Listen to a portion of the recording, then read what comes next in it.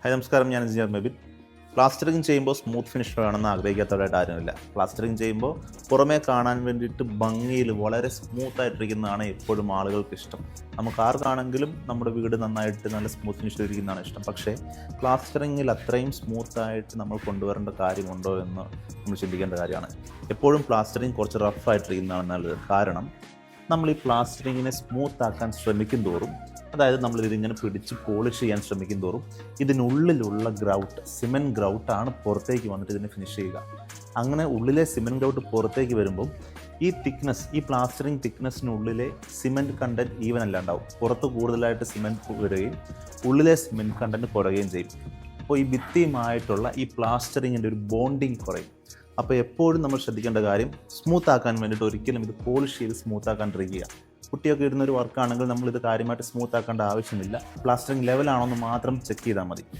അപ്പോൾ എപ്പോഴും പ്ലാസ്റ്ററിങ്ങിന് ബലം കിട്ടാൻ വേണ്ടിയിട്ട് നല്ലത് കുറച്ച് റഫായിട്ട് തന്നെ ആ പ്ലാസ്റ്ററിങ് മെയിൻറ്റെയിൻ ചെയ്യുന്നതാണ്. അങ്ങനെ ചെയ്യുന്നത് കൊണ്ട് യാതൊരു നഷ്ടവും നിങ്ങൾക്ക് ഉണ്ടാവുകയില്ല. എസ്പെഷ്യലി പൊട്ടി ഇടുന്ന ഒരു വർക്ക് ആണെങ്കിൽ. ഇൻ കേസ് പൊട്ടി ഇടുന്ന ഒരു വർക്ക് അല്ല എങ്കിൽ കൂടിയും ഇത് സ്മൂത്ത് ആക്കാൻ വേണ്ടിയിട്ട് നമ്മൾ ഓവർ പോളിഷ് ചെയ്ത് ഇതിലെ സിമെൻറ്റ് ഗ്രൗട്ടിനെ പുറത്തേക്ക് കൊണ്ടുവരാണ്ടിരിക്കുന്നത് തന്നെയാണ് നല്ലത്. ഇത്തരം കൂടുതൽ ടിപ്സിനായി ഫോളോ ചെയ്യുക.